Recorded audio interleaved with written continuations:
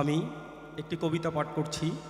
এটি হচ্ছে যখন ব্রিটিশ ভারত শাসন করছিল তখনই উত্তরবঙ্গের রংপুর জেলায় একজন কৃষক বিদ্রোহ করেছিল। সেই ভবানী পাঠক থেকে শুরু করে দেবী চৌধুরানী, শিবচন্দ্র রায় তার পতাকা তলে দাঁড়িয়ে গোটা উত্তরবঙ্গের সাঁওতালদেরকে সাথে নিয়ে একটি আন্দোলন গড়ে তুলেছিল 1189 সনে বাংলা।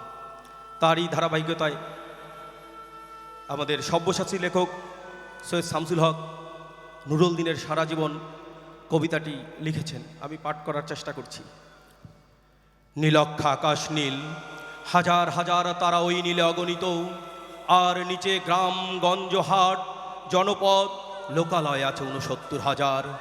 ধবল দুধের মতো জ্যোৎস্না তার ঢালিতেছে চাঁদ পূর্ণিমার।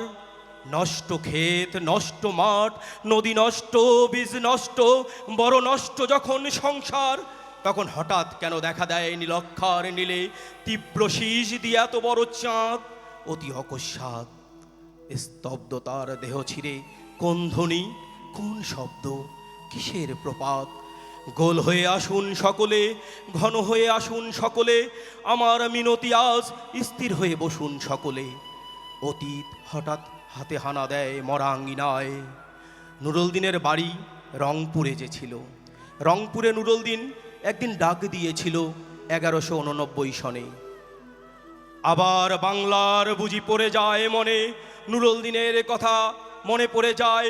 শকুন যখন নেমে আসে আমার এই সোনার বাংলায়, নুরুল দিনের কথা মনে পড়ে যায়। যখন আমার দেশ ছেয়ে যায় দালালেরই আলখাল্লায়, নুরুল দিনের কথা মনে পড়ে যায়। যখন আমার স্বপ্ন লুট হয়ে যায়, নুরুল দিনের কথা মনে পড়ে যায়। যখন আমার কণ্ঠ বাজে আপ্ত করে নিয়ে যায়, নুরুল দিনের কথা মনে পড়ে যায়।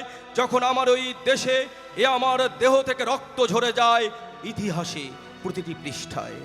আসুন আসুন তবে আজ এই প্রশস্ত প্রান্তরে, যখন স্মৃতির দূত জ্যোৎস্নার সাথে ঝরে পড়ে, তখন কে থাকে ঘুমে, কে থাকে ভেতরে?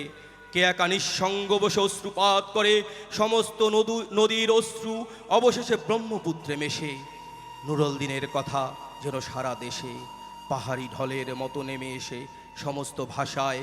অভাগা মানুষ যেন জেগে উঠে আবার এ আশায় যে আবার নুরুল দিন একদিন আসিবে বাংলায়, আবার নুরুল দিন একদিন কাল পূর্ণিমায় দিবে ডাক, জাগো বাহে কণ্ঠে সবাই।